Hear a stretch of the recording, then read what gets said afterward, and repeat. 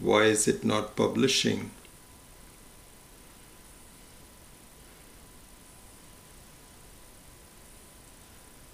Okay, now I think it is ready. So I just did the Ganesha Puja. I'm not sure whether that was shown. Anyway, now it should be okay. So namaste. Let us do the Ashtottara.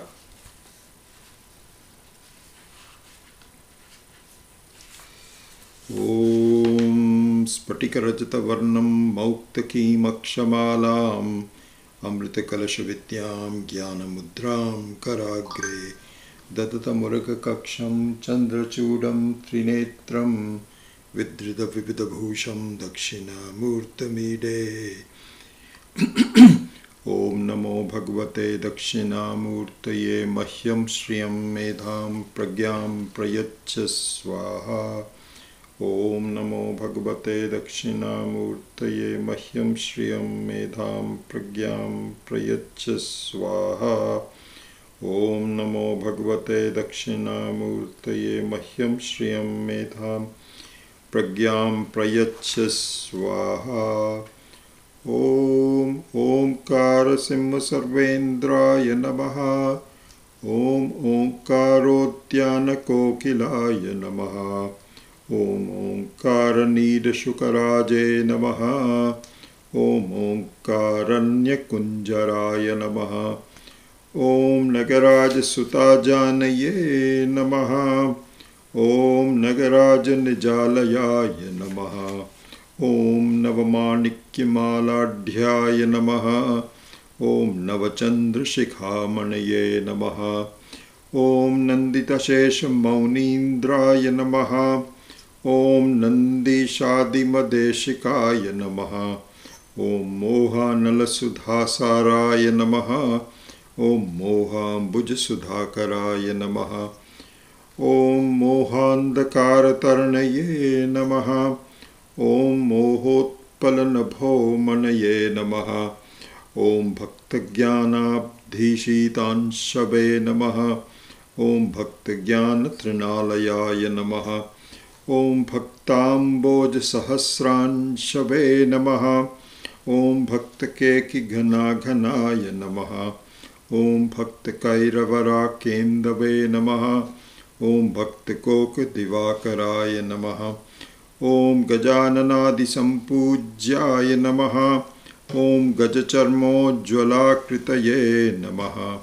Om Gangadhabala Divyangaya Namaha Om Ganga Pankala Sajjaraya Namaha Om Gaganambara Samvitaya Namaha Om Gaganamukta Murthajaya Namaha Om Vadanabdajitapja Shriye Namaha Om Vadanenduspurudishaya Namaha Om Varavdanaika Nipunaya Namaha Om Vanaviro Jwalatkaraya Namaha Om Vanamasa Samullasaya Namaha Om Vanavireka Lulupaya Namaha Om Tejaf Bhunjaganakaraya Namaha Om Tejasamapi Bhasakaya Namaha Om Vineyanam Tejo Pradaya Namaha Om Tejo Maya Nijashramaya Namaha Om Damitananga Sangramaya Namaha Om Darahasa Jitanganaya Namaha Om Dayarasa Sudha Sindhave Namaha Om Daridradhana Shevadaye Namaha Om Kshirendus Patikakaraya Namaha Om Kshirendus Mukutojwalaya Namaha Om Shiropahara Rasikaya Namaha Om Shipraishvarya Phalapradaya Namaha Om Nana Bharana Mugdhangaya Namaha Om Nari Sammohana Kritaye Namaha Om Nagabhushina Bhushitaya Namaha Om Murti Nindita Kandarpaya Namaha Om Murta Murta Jagat Papushe Namaha Om Mula Jnanatamo Bhanave Namaha Om Murtimat Kalpapadapaya Namaha Om Tarunaditya Sankashaya Namaha Om Tantri Vadana Tatparaya Namaha ॐ तरुमूलैकनिलयाय नमः। ॐ तप्तजाभूनदप्रभाय नमः। ॐ तत्त्वपुस्तोलसत्पाणये नमः। ॐ तपुनोडुपलोचनाय नमः। ॐ यमसंयुतसत्कीर्तये नमः। ॐ यमसंयुमसंयुताय नमः। ॐ यतीन्द्रोपासविग्रहाय नमः।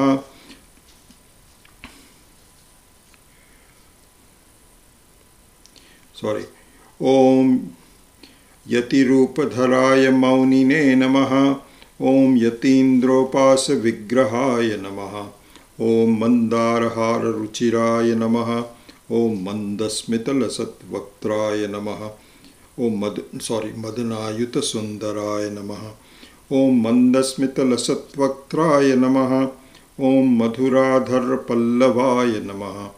ॐ मञ्जीरमञ्जुपादाब्जाय नमः। ॐ मणिपट्टोलसत्कटये नमः।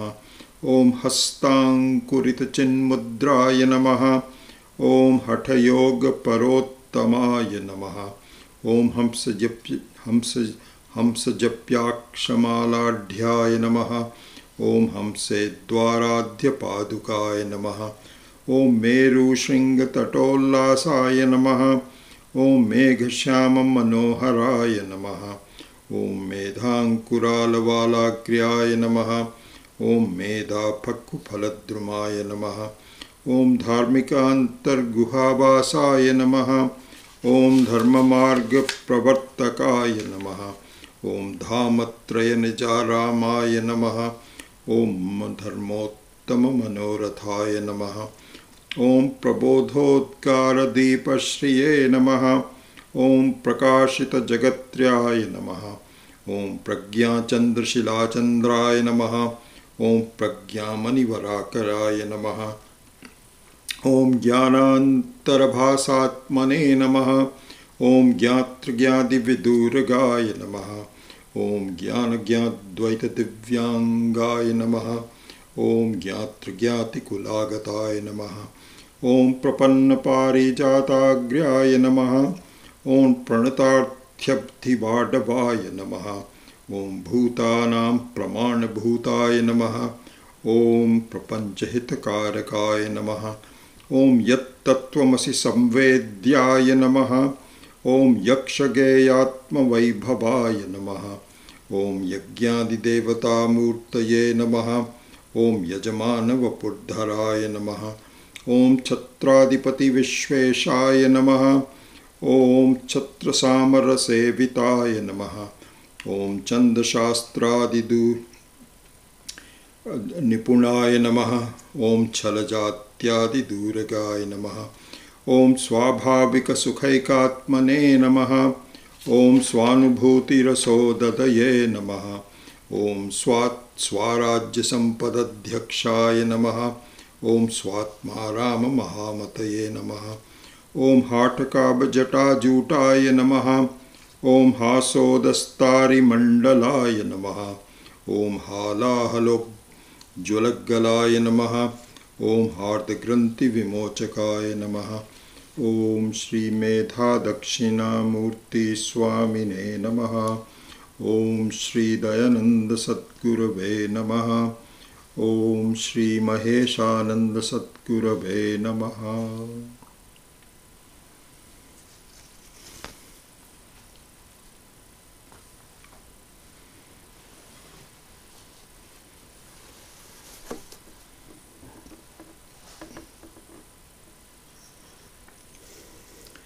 So let us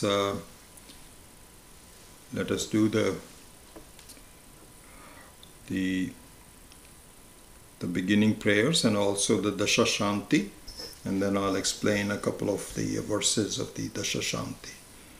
Om Shruti Smriti Purananam Alayam Karunalayam Namami Bhagavat Padam Shankaram Lokashankaram Shankaram Shankaracharyam Keshavam Badarayanam Sutra Bhashya Kritau Vande Bhagavantau Punah Punaha Ishwaro Gururatmeti Murti Bheda Vibhagine व्योमवद्व्याप्तदेहाय दक्षिणामूर्तये नमः।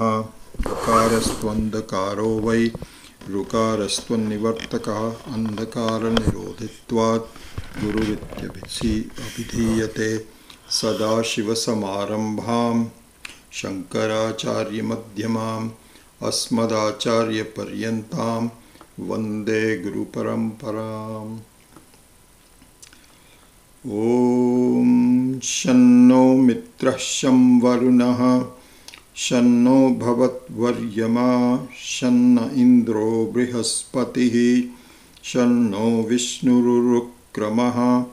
नमो ब्रह्मणे नमस्ते वायो त्वमेव प्रत्यक्षं ब्रह्मासि त्वमेव प्रत्यक्षं ब्रह्म वदिष्यामि ऋतं वदिष्यामि सत्यं वदिष्यामि तन्मामवतु तद्वक्तारमवतु अवतु माम् अवतु वक्तारम्।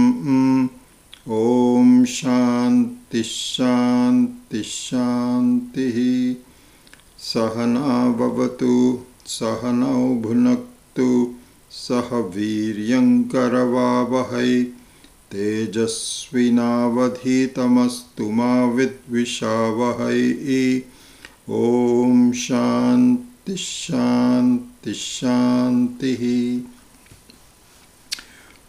यश्छन्दसा मृषभो विश्वरूपः छन्दोभ्योऽध्यमृतात् सम्बभूव समेन्द्रो मेधया आस्पृणोतु अमृतस्य देवधारणो भूयासं शरीरं मे विचर्षणं जिह्वा मे मधुमत्तमा कर्णाभ्यां भूरि विश्रुवं ब्रह्मणः कोशोऽसि मेधया पिहितः श्रुतं मे गोपाय। ॐ शान्ति शान्ति शान्तिः। अहं वृक्षस्य रेरिवा कीर्तिः पृष्ठं गिरेरिवा ऊर्ध्वपवित्रो वाजिनीव स्मृतमस्मि द्रविणगुंसवर्चसं सुमेधा अमृतोक्षितः इति त्रिशङ्कोर्वेदानुवचनम्। ॐ शान्ति शान्ति शान्तिः। पूर्णमदः पूर्णमिदं पूर्णात् पूर्णमुदच्यते पूर्णस्य पूर्णमादाय पूर्णमेवावशिष्यते। ॐ शान्ति शान्ति शान्तिः। आप्यायन्तु मम अङ्गानि वाक्प्राणश्चक्षुः श्रोत्रमथो बलमिन्द्रियाणि च सर्वाणि सर्वं ब्रह्मोपनिषदं माहं ब्रह्म निराकुर्यां मा ब्रह्म निराकरोत्। अनिराकरणम् अस्तु अनिराकरणं मे अस्तु तदात्मनि निरतेय उपनिषत्सु धर्माः ते मयि सन्तु ते मयि सन्तु।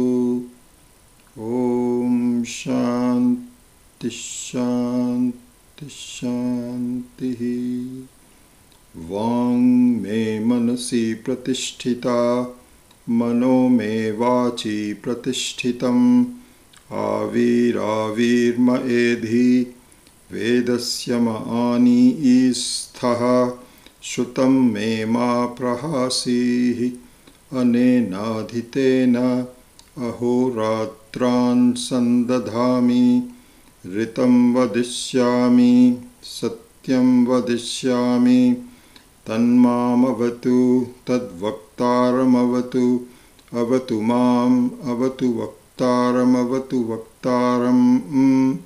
ॐ शान्ति शान्ति शान्तिः।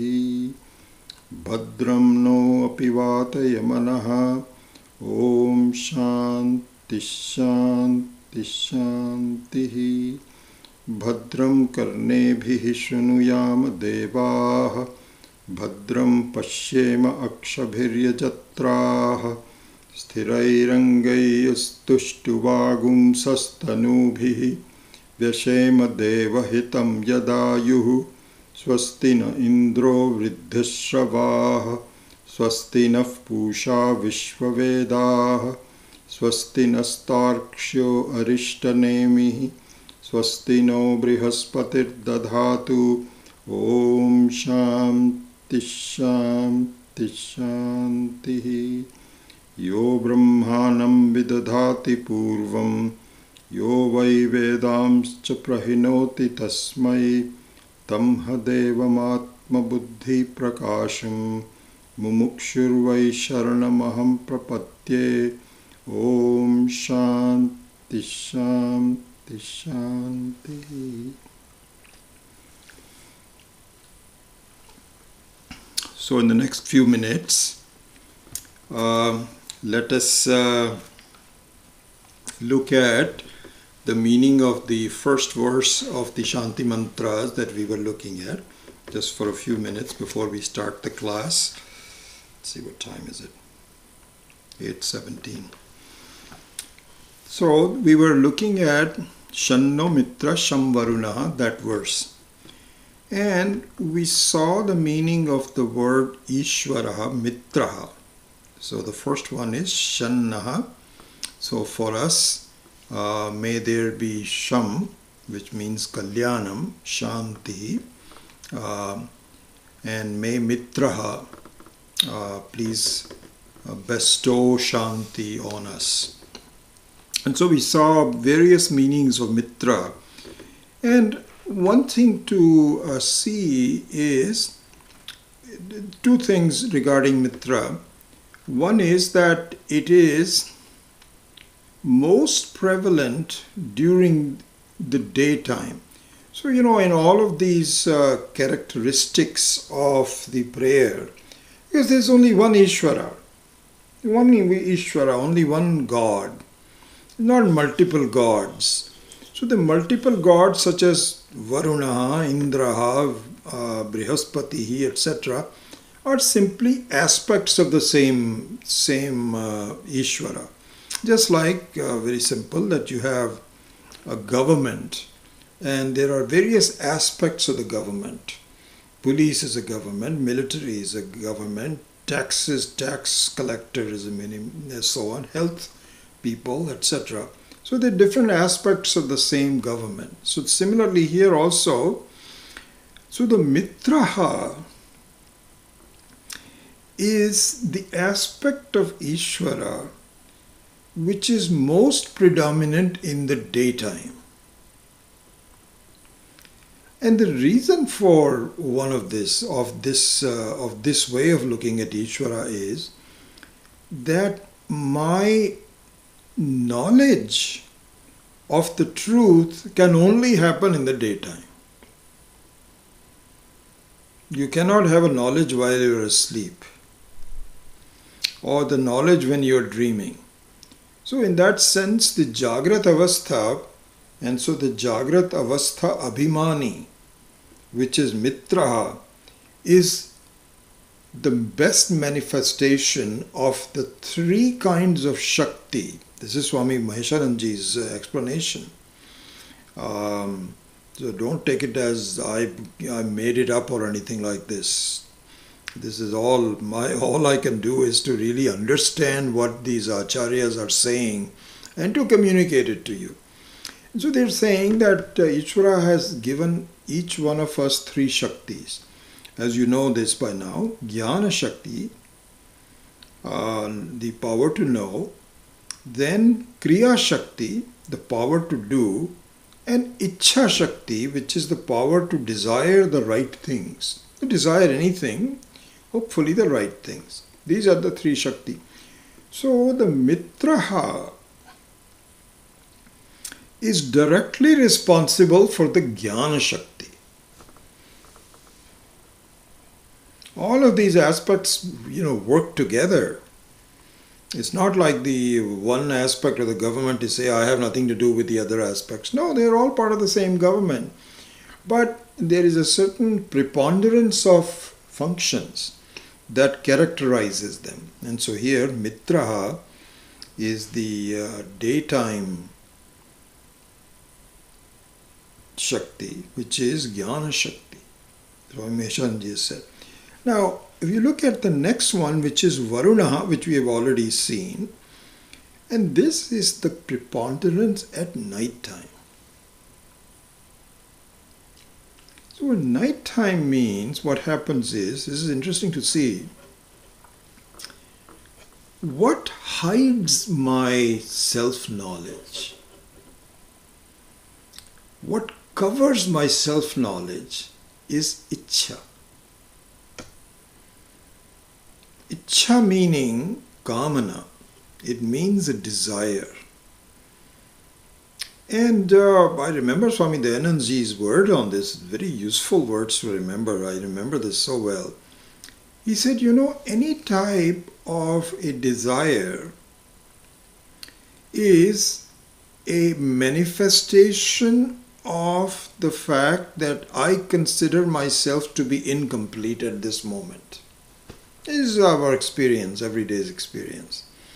That all my desires, all my actions are all based on the fact that all is not well with me at this moment. And therefore I have to be doing something. And so in some ways, Swami Dayanand used to say that even, there's two aspects of Ichha Shakti. One is kind of like hopelessness, where I'm frustrated and I don't know what to do. This is a negative one. The other one is when I feel very hopeful. I feel, yes, I think I am doing the right things and I hope to be better. It's a very positive Shakti. So one is a negative Shakti, one is the positive Shakti. But both of them are hiding my reality.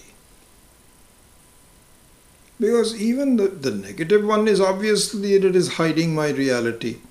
That I am I'm feeling disappointed when I don't really understand that I'm okay. But even a positive Ichha, which says that I hope to do this, I'm really happy, I'm working on this and so on, we should consider that also to be a hiding power. Why? Because I'm postponing it to the future.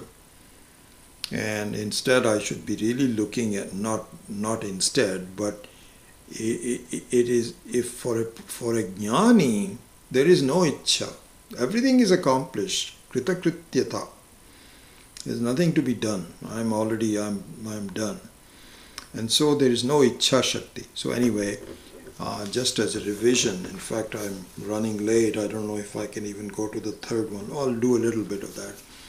So the Mitraha, Shanno Mitraha is the Jnana Shakti, and Shan Varunaha is the Ichha Shakti.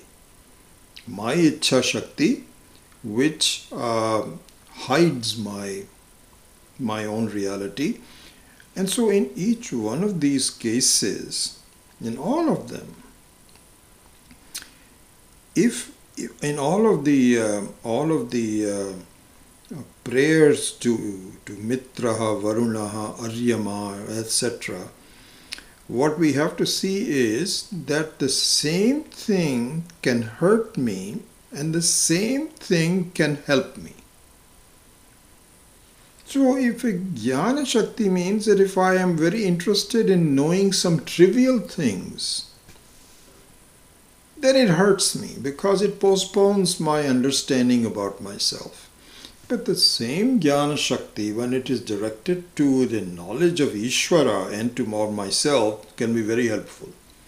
Similarly, Ichha Shakti can hurt me, can cover me, but the same Ichha Shakti, when it is directed towards the right, even though it is still covering me, but it is rapidly undoing itself and it will be okay. And so that is the positive Ichha Shakti. So what I'm saying is that Swamiji Maheshajnaji has said that the same Shakti in either case can be used positively or negatively. So that is the Varunaha. So very briefly, I'm running out of time, I have lots to cover, is the third one. So Shanno Mitraha, Sham Varunaha, Shanna Bhavatu Aryama. So Aryama. So Aryama is the third one, which is Kriya Shakti. Abhimani, Kriya Shakti Abhimani is Aryama. And Arya means the one that keeps the enemies under control. Ari means the enemies. So Aryama is the Aryon ka Niyanta in Hindi. So he is the regulator, the controller of the enemies. And the enemies are really the most powerful enemies are within me. They are not outside. Outside enemies can come and go, but the internal enemies are staying with me all the time. So here, Swami Maheshananji says, the tamoguna. So pramadaha. So pramadaha means postponement. We'll do this tomorrow. We don't have to do that. Is an enemy. We should get on with it. Alasya. Alasya also means a feeling of tiredness and inability to muster your strength and so on is an enemy, etc. So here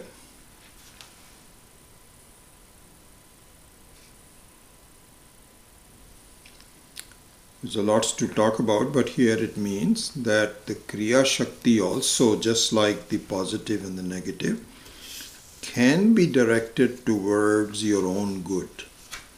It takes a while to get started. It's an interesting observation that our acharyas make, and that is the human beings have one big weakness, which the other ones don't have. Animals don't have this, trees don't have it, devatas don't have it, but the Manushya have one big weakness, which is we find it hard to get started. Once we start rolling, we are okay. But there is some initial reticence to get going. This is very basic to all of us. For whatever reason, we just keep on postponing and feeling pramada. Pramada means carelessness, not really arranging things very properly and getting on with it, having a list of things to do. This is a positive thing. But not having it, I think I'll remember it tomorrow. I'll remember it and I'll do it tomorrow, is the pramadaha, alasyaha. And so this is the Kriya Shakti, which can be negative, or the Kriya Shakti which has a control over these, because for knowledge also Kriya Shakti is also important. I have to get going, and this is a weakness for the human beings that we need to be aware of and ward it off and go forward with it. So I thought I will just touch the basis. The next one that we will do after this is Indraha. And so another very interesting explanation of Indraha, the power, which is again not the outside Indraha but the inside Indraha. We will do that next time. Okay. So continuing with the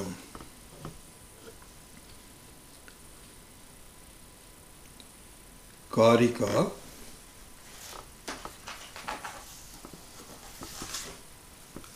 Look at the verse number 67.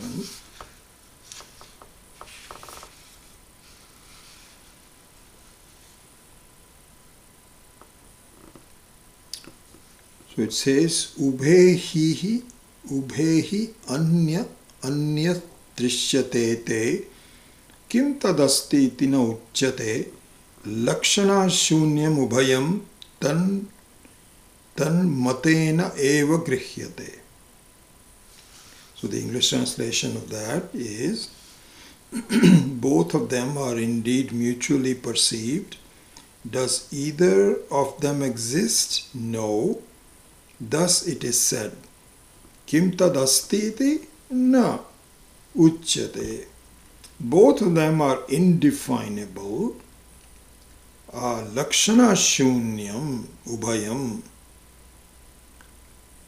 Both of them are indefinable. Each is grasped because of the notion of the other only. I think that one thing that I'm not sure that we will have time to do, but you should try to make this into a goal. And that is, of course, these things may not be completely understood in the first reading.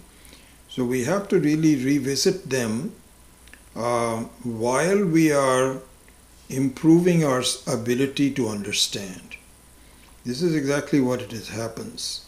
I have this picture of climbing a steep mountain, which is perhaps just a single mountain. Now you cannot climb the mountain straight away.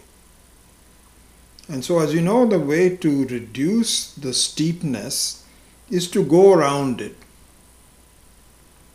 I don't know who gave me this example, but this has been very, very useful to me.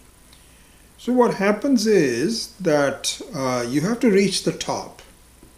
So this is the Kriya Shakti.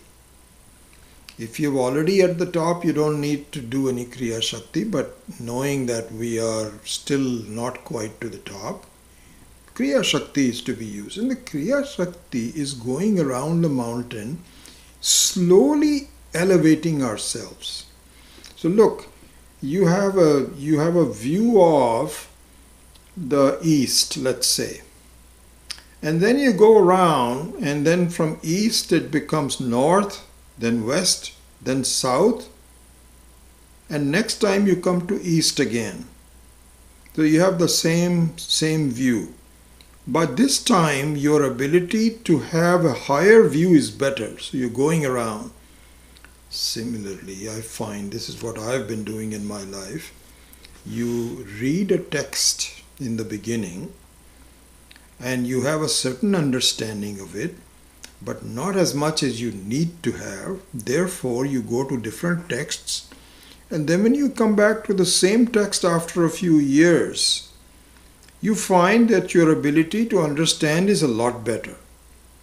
I find this, and certainly in my case, and I suggest that you should at least keep that in mind. So all I'm saying is that in Karika, it is very possible that we may not be able to absorb all of the issues, all the concepts in the first reading. But now you've made a good beginning. Hopefully, those of you that have been attending the class regularly and are sincere, then you should keep it aside, not study it for a few years. And then come back to it after a few years when you've been doing some other stuff, and you'll find that some of those concepts that were sort of vague at one time become clear. This is the point. Now, my hope is, this is what I was about to say, that even in this reading, and I don't know if we'll have time to do this in our revision, otherwise we are already late in doing this. You should do this, which is point out some of the very important verses in the Karika. And so all of them are important, but some of them are extremely key. And you should from our own classes and so on, hopefully you made some notes where you've written down on the note, this is an important verse. Verse 67 is one of those. It's a very key verse. Very key verse. It's a very profound verse. And this is also pointed out by Swami Paramarthananda. And in reading it and understanding it, I completely agree with him. So this one is a very key verse for us to keep in mind, which can really lead to your understanding of the freedom of the self. So what it's saying is this. Let's spend some time though we can understand what this is saying. So what we did last time was that you remember the example that unless you hear a sound, you don't know that you have a hearing ability. The only way that you can validate the presence of your power of your hearing is when you hear a sound. And so they say that the potential can only be known when there is an expression of the potential. You cannot know it otherwise. You remember the very beautiful example that Swami Tattvavidananda ji had once given.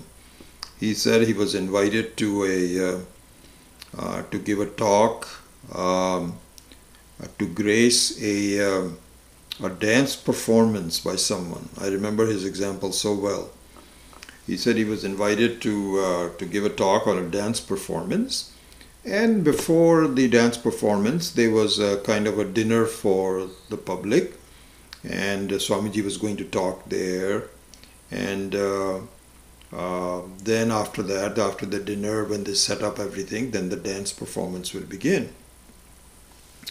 Swamiji said that, so I was given some dinner and I'm talking to the people around me on the table, and I see a guy sitting next to me, kind of a thin, frail looking person, and not particularly impressive. He was just any ordinary human being and wasn't talking very much. He was just busy eating and just saying Namaste to Swamiji and so on and so forth. And that is how it was. And Swamiji was talking to other people. Then, after the dinner was over, the dance started. And it is the same person who was sitting next to him, the frail-looking person, who is the dancer.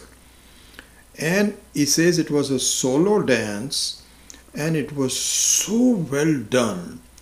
I just sat there and I admired what a skill this person has. And now his point was that, look, the skill of his dancing was not apparent to me by this person just sitting quietly. Beautiful example. Very, very good example. So similarly, until you hear the sound, you cannot validate your ear.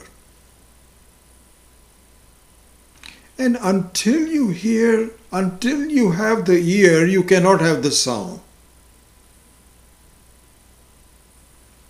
So look at the interesting issue. The sound validates the ear, and the ear validates the sound. They are mutually dependent. So you will say, what is the issue with that? You cannot prove the truth of anything when it is dependent on something else. So, for example, in a clay pot, the pot does not have an independent existence of its own. You cannot say clay is separate and the pot has its own existence. There's two things. One is called clay and one is called a pot or a cup. You cannot say that. It's the same thing. And so the weight of the cup is the weight of the clay. The touch of the cup is the touch of the clay. Everything is borrowed from the clay. It is dependent on it. Therefore, the problem with the ear and the sound is that they are mutually dependent on each other. So they are not independent as a clay is independent in that example. Eventually even clay is dependent, but even in that example the clay is an independent vastu. But the cup is a dependent vastu which is nama rupa only. So here also there are two things involved. One is my ability to think. The mind is one thing, and so this is the experiencer mind, and then we have the experienced world. This is the pair that we are talking about. Just like in the case of sound and the ear, the mind and the world form a pair that are mutually dependent. If the mind depends upon the world and the world depends upon the mind, and we'll see this in a minute how this is the case. And to prove that this is the case, you might say, well, how do you know this? Should I just accept your words for it? No. Please rely upon your own experience. So this is what is called Shruti, Yukti and Anubhava. Anubhava means your own experience. In deep sleep, when the mind is not there, the world also is not there. The world disappears and the mind disappears as a pair. Both of them disappear as a pair. Both of them spring up as a pair. The mind also, the experiencer, and the world also as the experience, both mutually spring up. This is the issue. And both of them do not have an independent existence. They are like the cup. So Jnana Shakti is the only one that they are so the Shakti of the Jnanam is that there is an ability to spring up. So like in the case of the dancer, so the dancer, the person, if we can talk about the person and his dancing Shakti. Let's look at it that way. So the person is there all the time, but his power to dance, the dance Shakti, can be there, may not be there. This was the example. Swamiji said, I was amazed that I mistook him. I mistook him to be an ordinary person. A person, not putting him down or anything, but nothing special.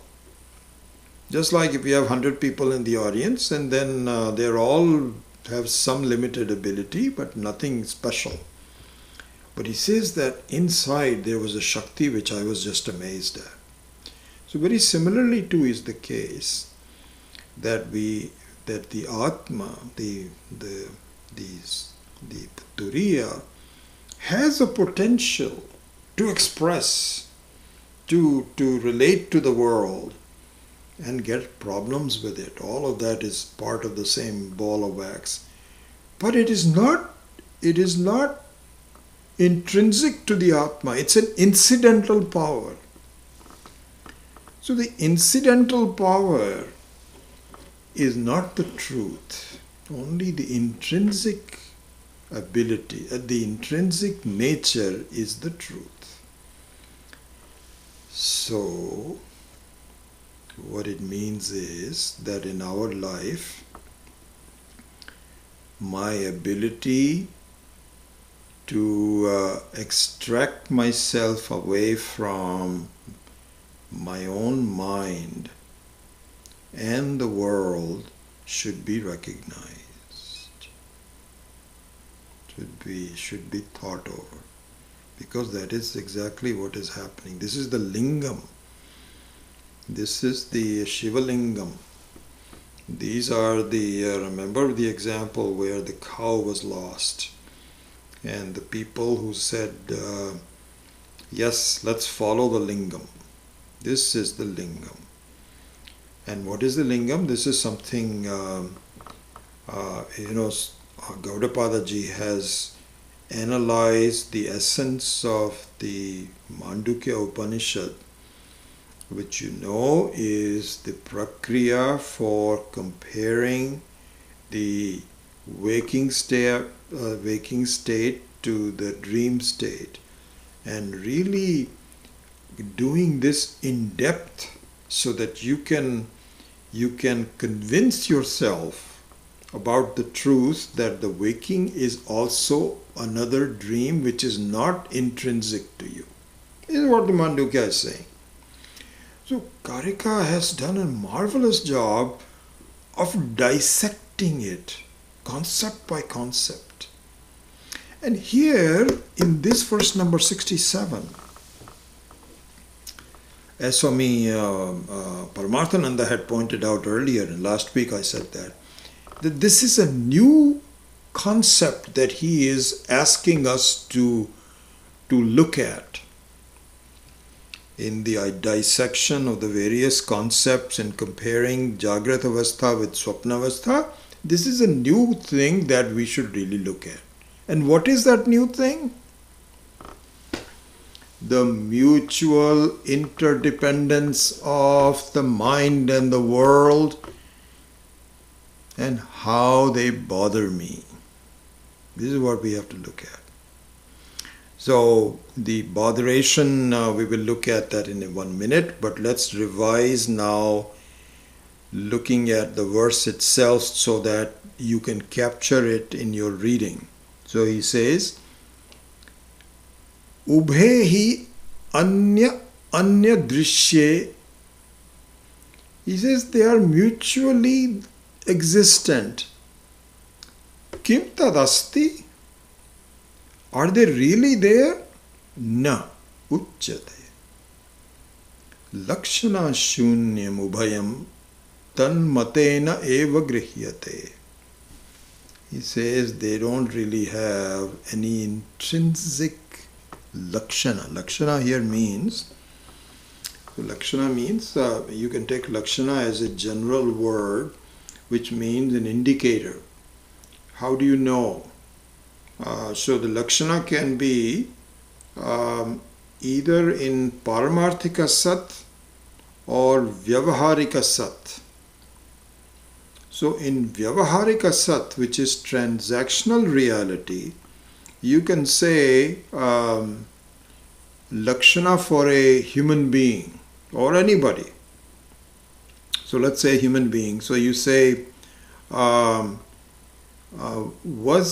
did you see such a such person in the, you remember we were in the get together, did you see that person? So you say, I don't know which one you mean. So you describe the person. Remember there was an very, very tall person and he had grey hair. So you say, yes, I do remember seeing him. This is called lakshana. Tallness and grey hair, somehow you have to distinguish it from others. And once you do that, that becomes a lakshana which uniquely identifies that person for you. This is called lakshana. So the lakshana can be done for in the vyavaharika sat. In the paramarthika sat, so Brahman has a lakshana, and there is no other person like that. This is called lakshana. Lakshana in a paramarthik sense, and that is satyam jnanam anantam Brahman. Satchit Anandaha Brahman. This is the Lakshana. Lakshana means it's just like tallness and grey-hairedness that distinguished a person from others. Here the Lakshana is Satyam Jnanam Anantam, one which is intrinsically always there. Intrinsically always conscious. And intrinsically always infinite, having no limitation. This is the Lakshana. So the second line of this verse says, Lakshana Shunyam Ubhayam. This is the Lakshana. This is like asking someone, did you see the person who was very tall? And so here the Lakshana is, look at your mind and the world, this pair that is being talked about, this mutually dependent pair, do they have this lakshana? What lakshana? Satyam Jnanam Anantam. And he says, no, they don't have it. Why? Because they come and go. They disappear. They are changing. They bother and so on and so forth, but they are not there. So that's not the truth. And you should see that. We should view our life and even view ourselves in terms of my ability to see things, my ability to look at the world and so on, as something which is kind of like an expression, but it is not intrinsic to me. Okay, so this is the very important verse, really. And so in this paragraph that Swami Paramarthananda has done on this verse, so every line he says that, in fact, and I can just read it. Okay, let me read. These are verbatim transcription of Swami Paramarthananda's introduction to the verse number 67. I'll read the whole thing. Okay, so this is these are his words, and I think I love them. Very nice. He says, based on the dream experience, Gaudapadacharya arrives at a very profound conclusion that the entire creation consists of a complementary pair of the mind and the world. The entire creation at any level and waking and dream consists of a complementary pair of the mind and the world which is mutually dependent on each other. Both do not have an existence of their own.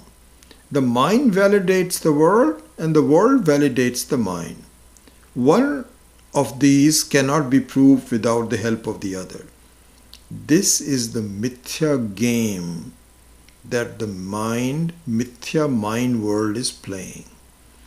Once we understand the game, we are never trapped, but not understanding the game leads to a miserable life.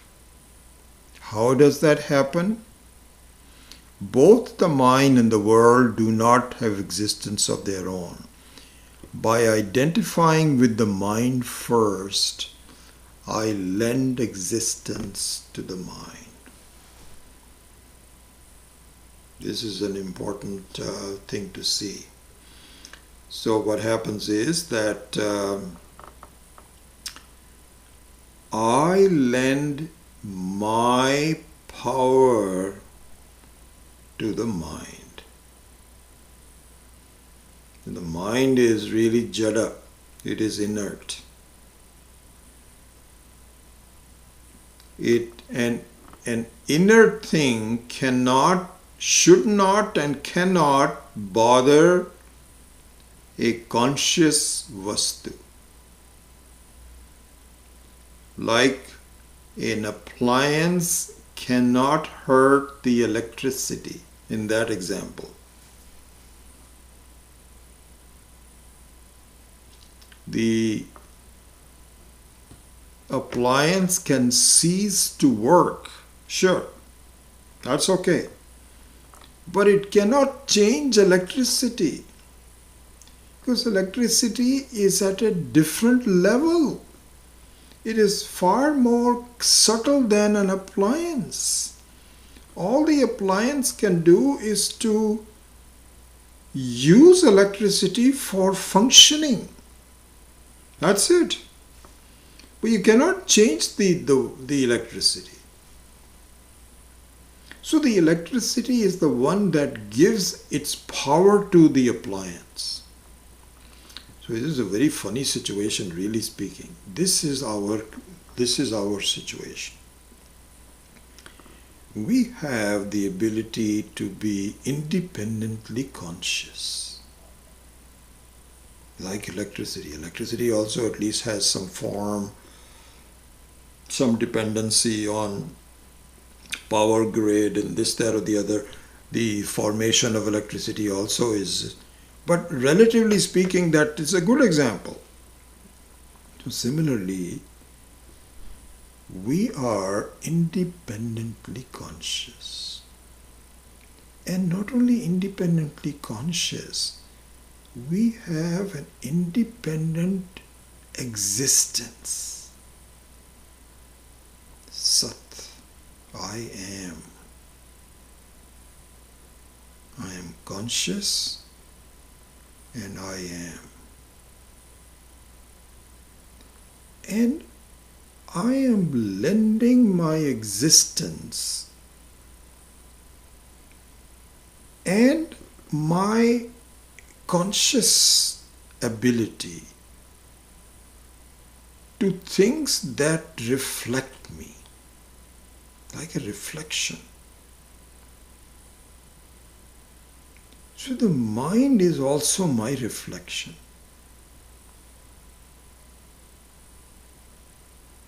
It is something that is borrowing its properties from me. Like fire is independently hot. But a vessel can become hot. An iron ball which is intrinsically cold can become red hot. So similarly, the mind can borrow my existence, and it can also borrow my ability to know. Now the mind gets very powerful.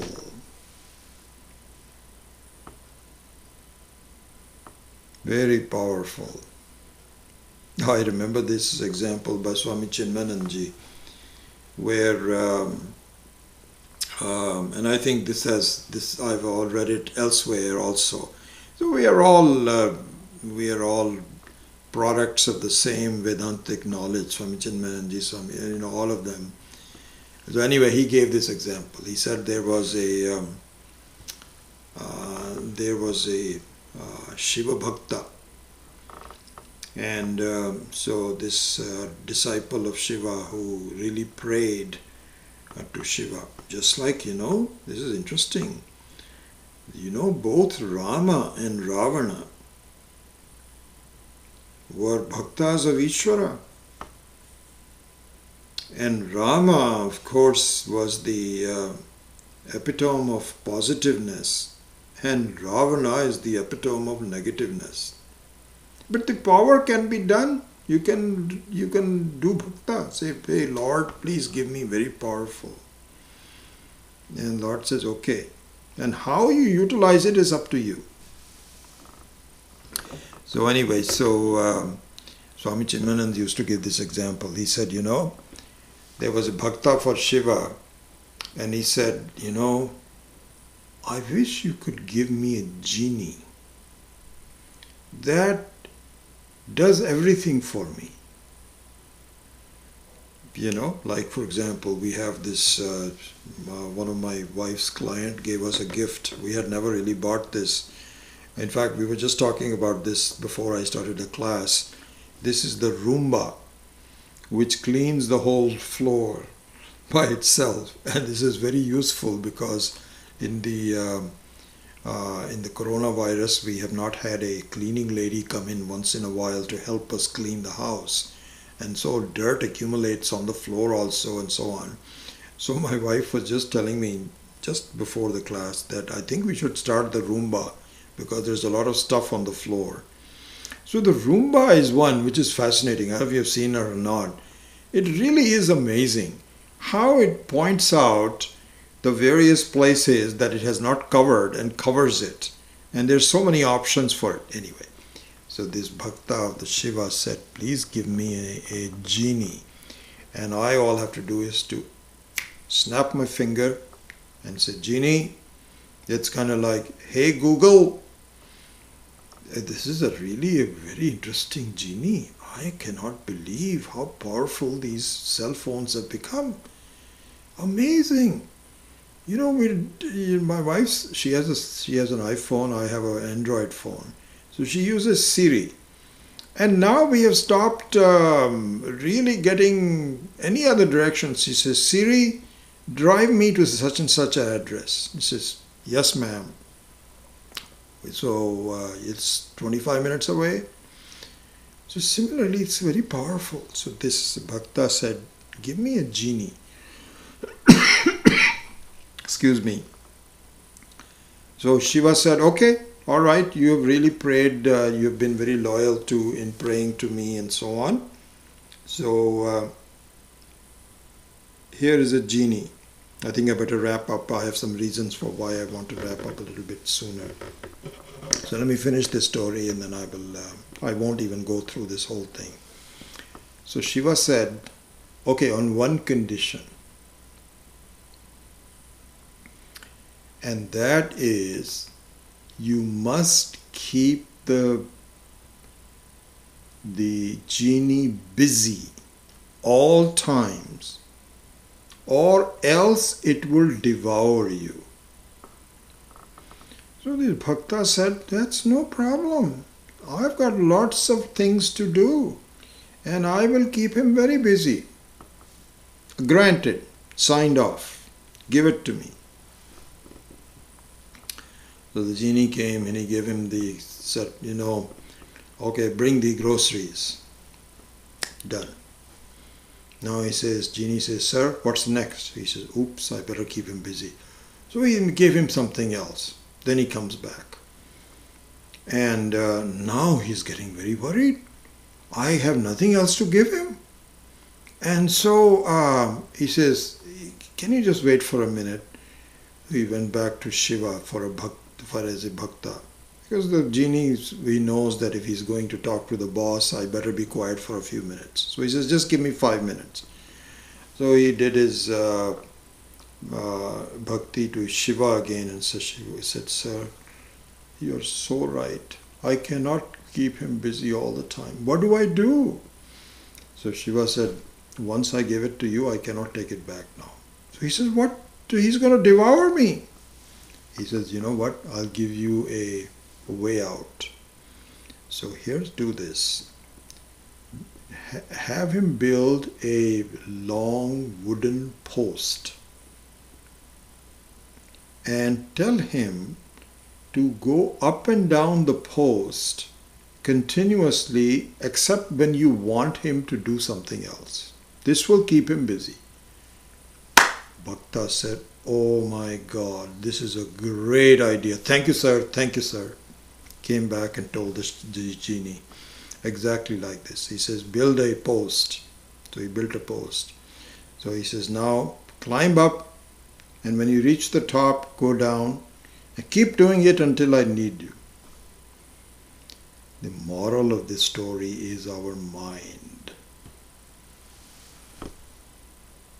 We give. Once the world is empowered by the mind, Once I validate it and say, mind, you have my power, it is like a genie. And it's interesting. I'm talking about how many years? 40 years. And I enjoyed listening to this story by Swami Chinmanan, but it was kind of a nice story. Now I have a better idea of what it means to me. See, this is the thing about going around the mountain, you have a better view. And so so just very briefly, and then we'll go to the next one, is that the mind by itself is not a problem, but my empowering it and making it look real to me is the problem. I'm not aware of it, and I don't understand it, that I am the one that is giving the power to the mind. And instead, the mind now gives the power to the world. And the world and the mind both together start bothering me.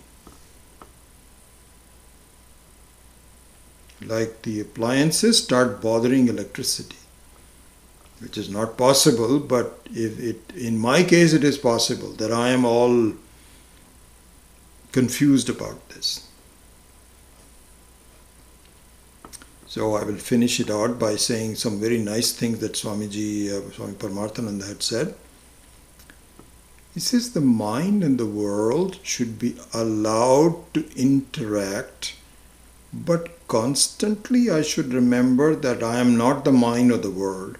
On one side there is the mind, on the other side there is the world. I accommodate them, bless them, enliven them, let them hang around me, but let them not overwhelm me.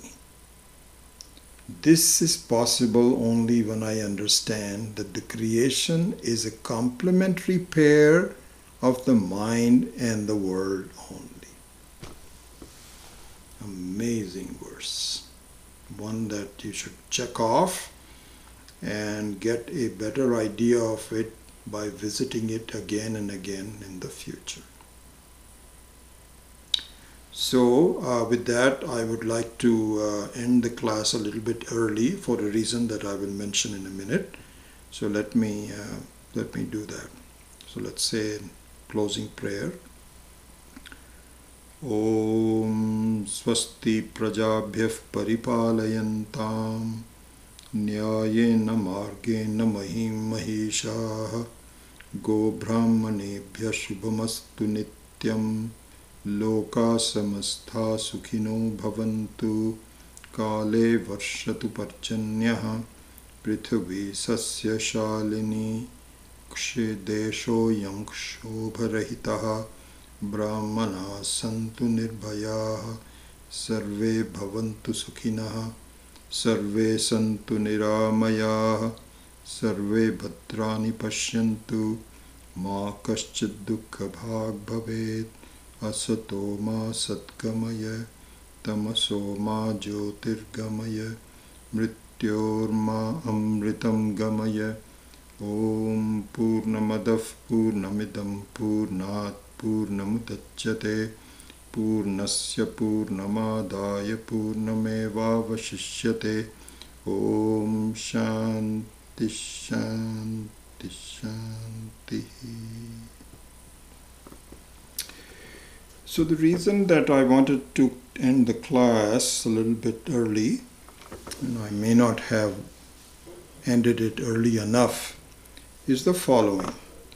So last week, based on my request, 2 people had sent me emails. In fact, one of them, Virendra Singh, had sent it to me a couple of weeks ago. So we've been corresponding back and forth about this question. And so I told him that instead of my responding to Virendra directly, I will pose this question in the class so that all of us can benefit from his question. So this was one thing, and I'll go over that in a minute. The other one was from Kirsten in Italy.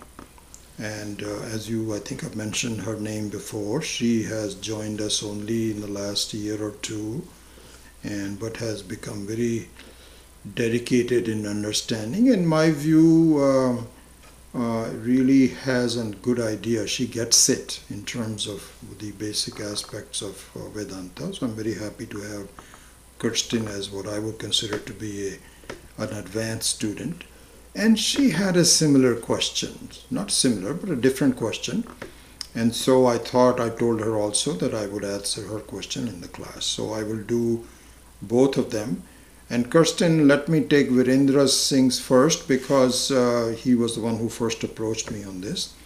And then if I have time, then I will answer yours. I told you that I'll answer today, but I may not get to it. So we'll see how it would. But I'll get to it next week. So this is the reason why I'm starting the satsang a little bit sooner. So Virendra Singh had said in the beginning, let me kind of read. So he said that in the Vedanta, in the Mandukya Karika and also Drikdishya Viveka, he saw this as a vyashti jnanam, a vyashti, which is an independent dream. And like in our own dream, the independent dream, when it finishes, everything finishes. And anyway, to background on this is his question, which is very common, all of us have that in one form or the other, is that how is it that by understanding this Vedantic truth, Brahma Satyam, Jagan Mithya, etc., I am still not free. I am still beset with problems. Why is that? This is his basic question, which all of us have. So in answering that, he said that he was writing to me that it has been explained that there is a vyashti jnanam and a samashti jnanam. So the vyashti jnanam is the individual dream, and you can finish that off.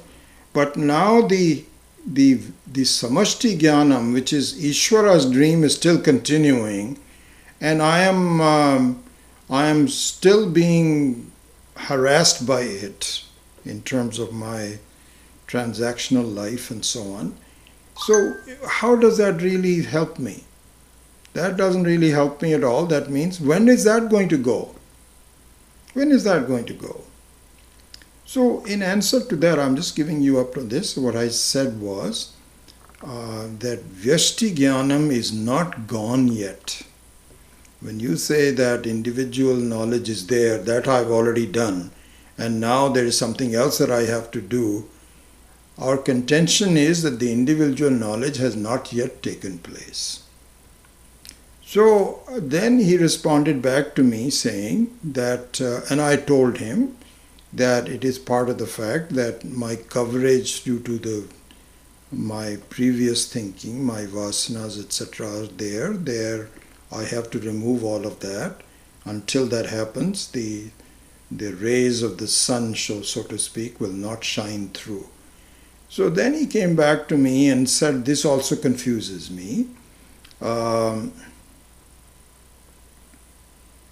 That the samskaras of the previous lives is there because of the prarabdha, and all of that has to be exhausted, and then when is that going to happen? It is all quite confusing, was his words. It is all quite confusing. So it says it is like a scientific experiment done properly, but does not give the expected results, and there's something not quite happening. What is it that I have to do? So this was his question, and I appreciate it. So to that, I would say the following. So Virendra, I hope you're listening. And I told him this on a separate one, that instead of going back and forth quickly, what I have to say now, please think about it. Let it absorb. And if you still have a doubt, I'll be very happy to come back to it. But let's not have an argument that you said this, not an argument, but let's now have a quick discussion. This is not a matter of, it's not vivada, it is samvada. So samvada means that the answers have to be understood. And if they are not understood, they need to be absorbed and then re-answered as another question later on. Anyway, so I hope that what happens. So now here is what I have to say to Virendra. So this question is normal. All of us have that. Why is it that by listening to Vedanta, which looks okay, I am still not quite there yet? This is a very normal question. The answers have to be appreciated in the light of wisdom or in the light of confusion. So when one says this is confusing to me, that means that our answers are not being thought through in the way Vedanta asks us to do. So what is it that the Vedanta is asking us to do? So I broke it down into some steps. And so let me just go through. And I think it is familiar to you. There's nothing absolutely new, but just the way I'm structuring the answer. So the one is looking at the basic facts of the Vedanta. And I ask you, Virendra, is this clear to you that the basic is that the background self has a samsara, which is change, uncertainty, limitedness, etc., superimposed on it. It is not intrinsic, it's incidental, as we were discussing. Is this thing clear to you or not? So if you say, yes, this is very clear to you, you can say one of two things. You can say, no, this is not very clear to me. In which case I will say, please review the basics again. If necessary, go back to Tattva Bodha, Vedanta Sara, some very basic texts. Go back to the basic texts and go through it, if this is not clear. And if you say, yes, I have already gone through, it is still not clear, I don't know what to do, then I suggest to you, you give up the study of Vedanta for the time being.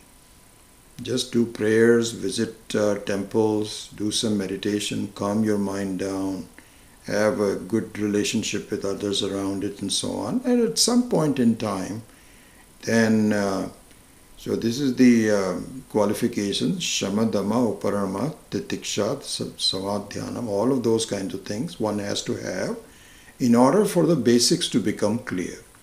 If the basics are not clear, then please don't strike your head against it again and again. Just lead a very peaceful life. And hopefully at some other point, then start again. If you say that yes, the basics are all clear, but it still does not do anything for me, then I would say that please understand that the Vedanta says this is like paroksha jnanam, not aparoksha jnanam. What does that mean? Paroksha jnanam means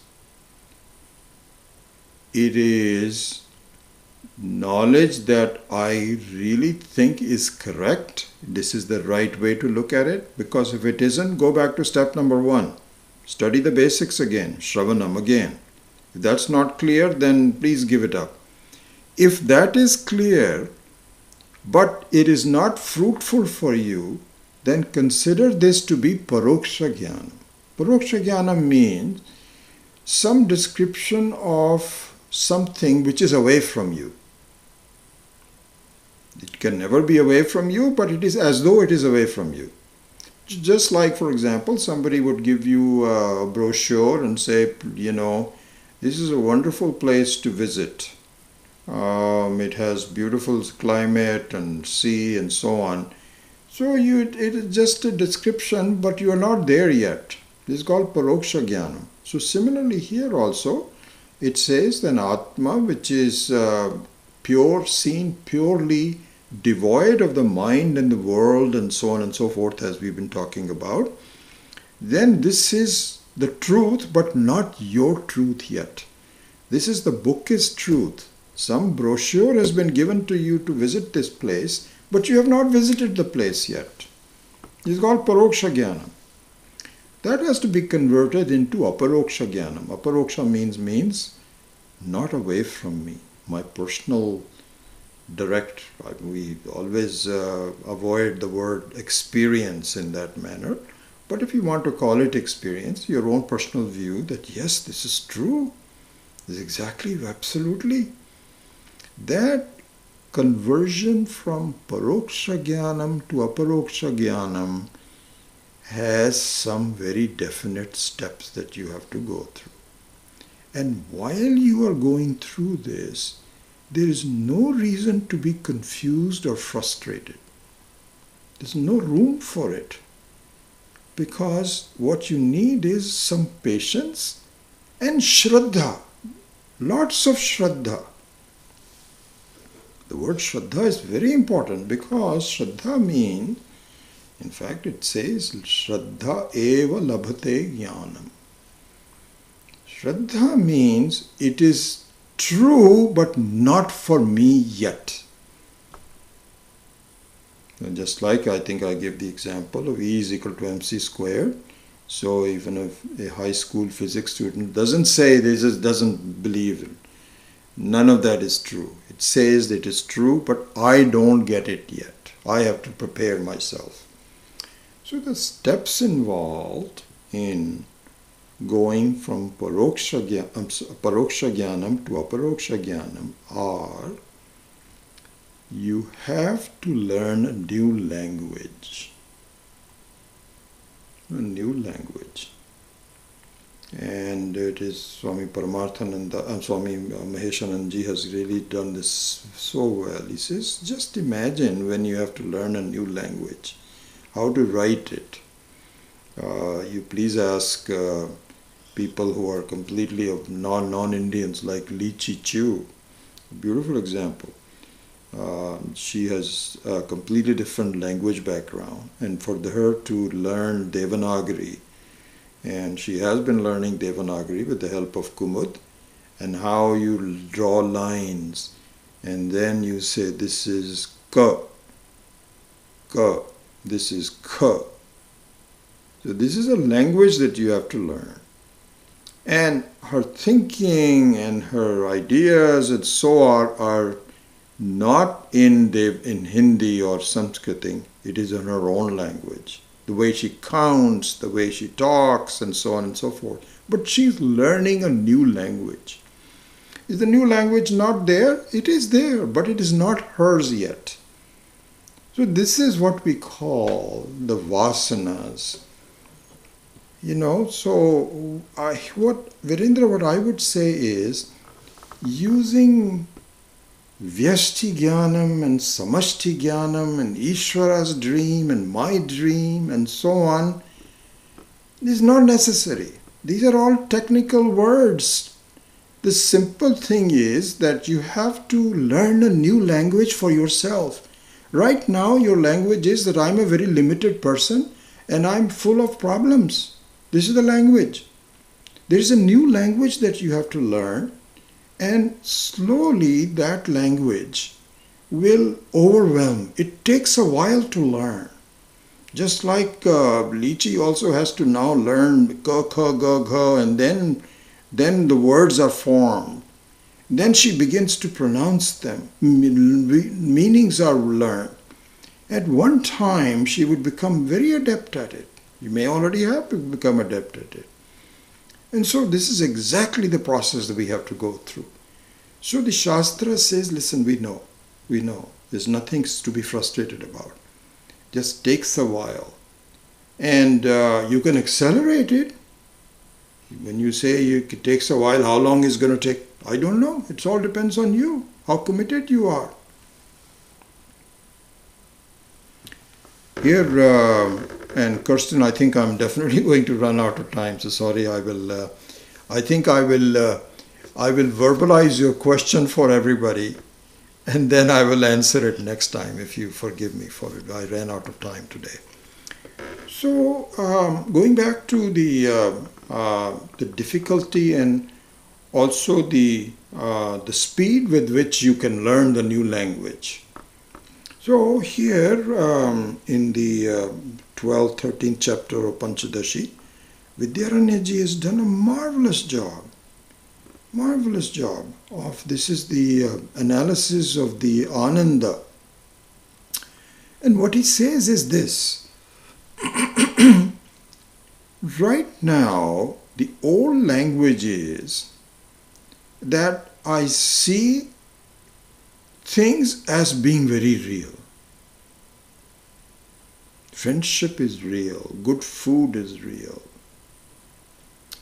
and good health is real.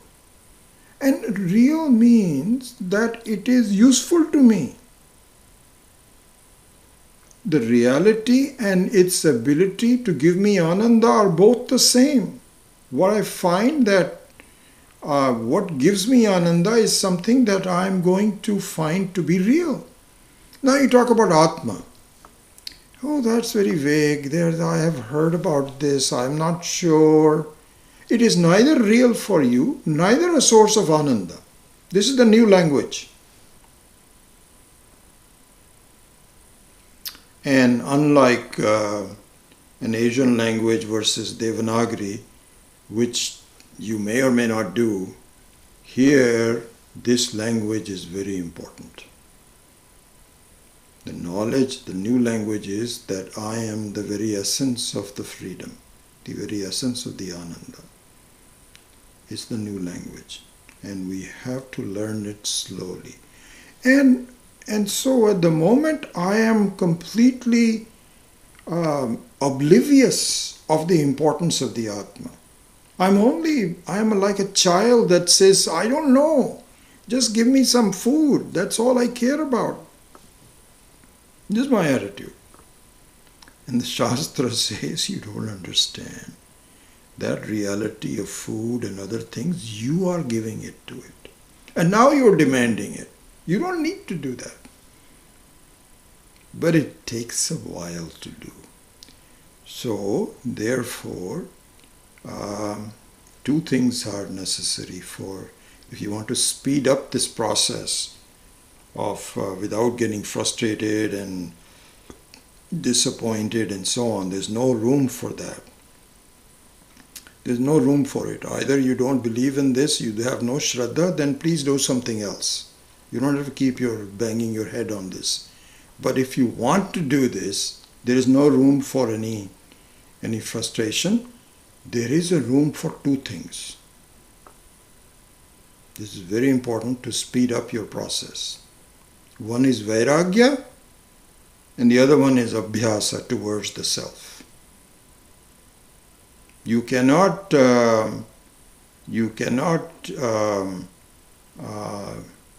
make progress unless you take some baby steps to be free of your likes and dislikes. Baby steps only. Don't be so headlong into enjoyment in life and so on that you don't really see the reality of it. And so this is the Vairagya. You begin to see that things are not, I am bound because I give them the power to bind me. This is the Vairagya. And Abhyasa is where you begin to be yourself in your own quiet moments without anything, and invoke the power of the Paramatma within yourself again and again, as often as you can. So this is the push and the pull that has to happen.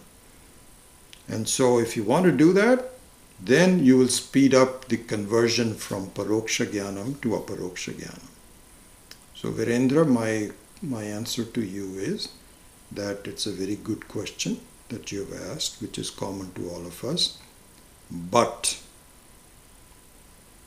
I hope you find a positive answer in your life and do not continue to be frustrated, because you've been asking these questions for the last 5 years, as I can recall. Somehow you've gotten into it that this is not possible, I don't know, this is not making sense. And I submit to you that these are the steps that you have to take in order to really understand it. And if you're not prepared to do this, then don't just keep on asking the same question over and over again in different forms.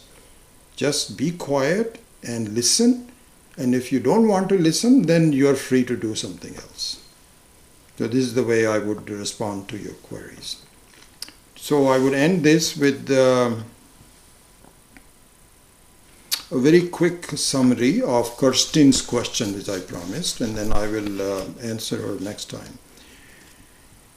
She also has a very good question, just like Virendra's question. Both of them are really good ones to look at. And that is,